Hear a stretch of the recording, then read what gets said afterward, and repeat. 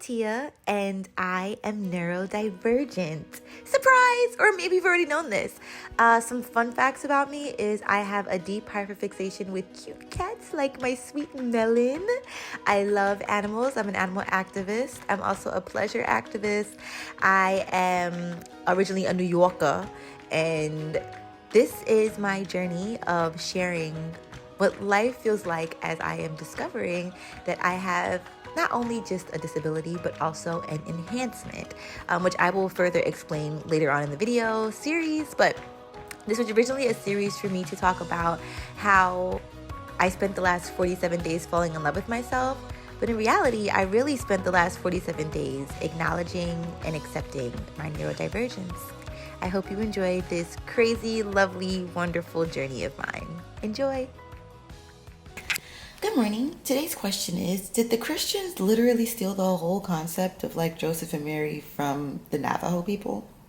Why did I wake up this morning and I was just thinking about a lot of beautiful things, and actually I went down a rabbit hole because I was looking up the meaning of the word aho, and so I ended up getting to this part where they were talking about the Navajo and how there's a story about changing women and how changing women created or partnered with the sun and created a partnership with the sun, not in a sexual or physical way, but in a spiritual, non-physical way.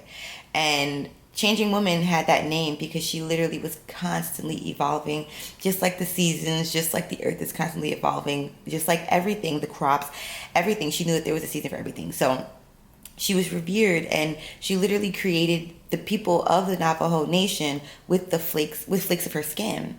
And so doesn't this sound kind of familiar? Like, doesn't this literally sound like the whole, like, oh, took a rib from Joseph, blah, blah, blah. Like, oh, God, this omnipotent figure. But, like, the sun was their God, from what I'm reading and from what I'm studying. And I also love that it promotes that, like, we should be forever changing. Like, the concept that we should stay the same forever does not make any sense. And it's been a struggle. It's been one of my biggest struggles in life. Like, I'm forever evolving, and the people around me, some are forever evolving, and it's hard for me to keep up because I'm like, wait, we're supposed to be consistent, right? But it's like, but I'm ever evolving, and I don't want to be consistent, but I wanted other people to be, and it's just because of what society has taught us. God, it's so exhausting. So yeah, let me make sure this is still recording. Okay, great, because the camera was like literally dying. Thank you, camera, for still recording this. I really, really appreciate you. Oh my God. So I woke up this morning and had like a little bit of anxiety, so I did some tapping, which I'll insert some videos. I'm finishing my book. I'm literally finishing my book. I have probably, this is a borrowed book. I have one chapter, which is 2 pages, and I'm going to read like the cliff notes and stuff at the end. So that's really exciting. I'm really proud of myself. But I feel like this experiment of like my 47 days of loving myself, and of course like forever after that, but I think that this intentional self-love has been like, recording this has been very helpful for me because it's keeping me accountable. I'm like, oh, okay, I'm gonna jump up and like edit YouTube videos now. It's like, no, like, let's stick to the script, let's stick to the program, like, let's dive in and like work hard and work with ease, not work hard. I'm not working hard. Life is hard enough. I'm working with ease. But yeah, I think I'm gonna hit the beach today, so I'll record a little bit of that. And I had a great day yesterday. I got a lot done. I treated myself to like 5 gifts. And if you know me, you know that like financially, I am not someone who necessarily always feels like I can do that for myself, especially while building my company, the Ethereal Pleasure Oasis. But I was like, no, that's the point. Like at the Oasis, I want you to know, treat yourself, like treat yourself to all the things that are going to make you happy. So that's what I did. I treated myself to a cute little bag. Everything was 50% off, and like 3 or 4 scarves like for my head. So I'm really excited about that. I'm going to do some self-care today and face masks and stuff. And yeah, I'm really excited. Some writing, but it's a really easeful day. I'm going to replant my plants. It's like an Tia day, but with partial human communication. So stay tuned for more. I'm so excited about this journey, and this is great. Like, I hope that y'all join in because I'm 2 days in and I already feel a difference. Even the fact that I was like about to hesitate on buying the gifts yesterday, and then I was like, well, we're not in that space anymore. Money comes to me easily. Like, we are changing I'm 31. Like, my relationship with money has changed. We are changing. It is changing. So I'm no longer living in this lack mindset. I went to go buy groceries. I was like, oh my God, these are so expensive. Like, did I really need to get this? Did I really need to get that? Like, I didn't even really get that much stuff. I wasn't even supposed to come here for all of this. I said, Tia, a girl's got to eat. Okay, so I'm going to buy the food. I'm going to treat myself to food. and I'm gonna enjoy the food, and I'm gonna get all the stuff that I want to get that's gonna make me be happy. So yeah, I'm so proud of myself for thinking, especially food. I'm gonna treat myself to good food. So I'm so grateful. The sky is beautiful, and I'm gonna see some amazing birds today. And yeah, treat yourself so kindly today, y'all, and feel free to start documenting your days. I love you. So what you are about to witness is what I like to call a meltdown, but I feel like it's totally justified still looking back at it. This is kind of how I guess I feel and show up when I feel like I'm super overstimulated. Things are not going as I've planned, and then I just feel like come at by men. Honestly, it's a mix of like trauma and neurodivergence at the same time. This is a quick fucking vent because I thought I finished the video, but apparently the fuck not.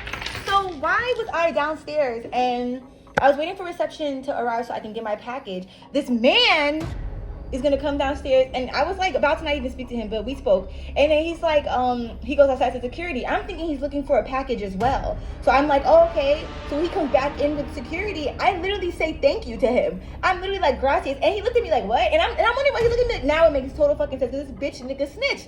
So then after all that, it's because I had a cart or whatever. Yo, there's a security, and okay, good. Happy to be in a place that's secure and on it. But like, what the fuck? You're literally secure people that are living here. So anyways, the security gonna come up to me, ask me what apartment I'm in.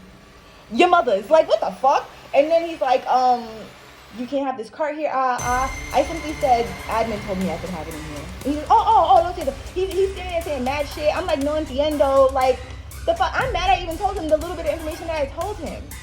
And I'm mad I think that motherfucker for fucking snitching on me. And you know, I assumed that he went out there to go ask for somebody to help with the package. I assumed. So that's on me. Yeah, that's on me. No problem at all. And I was having such a calm and peaceful day, and so that's what the fuck I'm gonna continue to do. Have a calm and peaceful day. But it's like, I'm just so grateful for the gentle reminders. Like, don't trust these men. Like, they're all. So I'm thankful. Boop, snap me out of my little fucking bubble. I'm gonna go downstairs, do my somatic work, dance it out, drink my water, and then fucking have a great day on the beach. The fuck? Is there such thing as like coming out when it comes to having neurodivergence? I feel like I've spoken to people that have known me all my life, or spoken to new people, and I remember this one conversation where I told somebody I was neurodivergent, and she said, oh, you don't post about it? Like, I didn't know. And I was like, oh, is it not like kind of clear? But you know, I say that, and it wasn't clear to me for however many years of my life, and even up until this point. Like, I created a note that has shown me all of the ways that I've been impacted by my neurodivergence, and I definitely will look forward to talking about that. So I say all that to say, I guess this is like a soft coming out, a soft launch. I'm hopping out of the neurodivergent closet that I was never really in. The creation of this series is really just to teach y'all how I am learning day by day to live in a world that was built for neurotypical people. So one of the things that's really helpful for my mental health is I do love to dance and I love to work out. So that's why I'm going to end this video with some clips of me doing that while I talk about my experience as of lately. First things first, I would like to share that I am like fluctuating on the spectrum of things. A lot of people think that because I'm quote unquote what appears to be high functioning, that I'm on one end of the spectrum, when in reality, I'm barely functioning by the day. I am just high masking, which basically means that I can pretend to be somewhat okay. And as long as you're not an intuitive and like all-knowing being, you may never know that I am in like deep and utter pain. I call that like the cat syndrome, to where you never know that something's wrong with the cat until something's really wrong with the cat. And so as you can see here, I got a little overstimulated prior to going to the gym. I felt come at by a man. And so I decided to work it out, and I did some somatic movements. I did a lot of hip stuff, just trying to like get the trauma and the energy out my hips. And then the dancing is just me releasing this stored up energy. It is helpful for when I ruminate, and ruminating basically means thinking about a subject over and over and over and over again. I'm going to have a video where I go in on like what all of these things mean, all of the terms that neurotypical people may not know, but neurodivergent people may be familiar with, and honestly, this is practice for me, because even with this video, I had a totally different idea in mind of how I wanted to do it. And then I was like, you know what? I think I just want to talk into my phone and share my most authentic thoughts. I don't feel like being on camera today.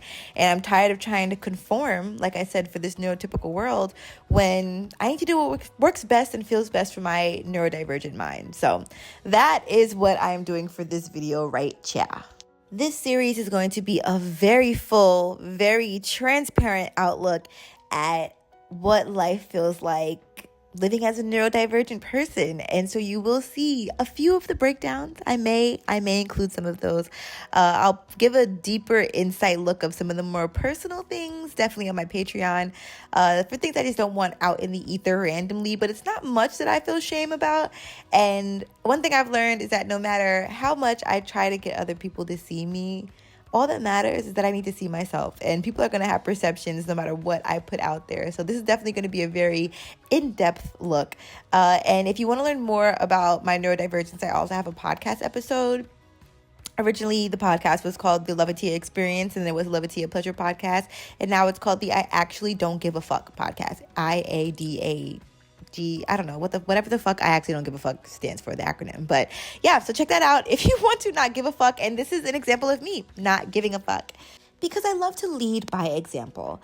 And now I'd like for you to enjoy a few more minutes of me dancing and shaking ass, and then this cute clip of my sweet baby melon, plus some beautiful flowers I've seen along my walk that make my soul feel really happy, and I hope they make your soul feel happy too. Thank you so much for watching. Don't forget to like, comment, and subscribe. Shake some ass, and have a good time doing whatever the fuck you're doing. Love you.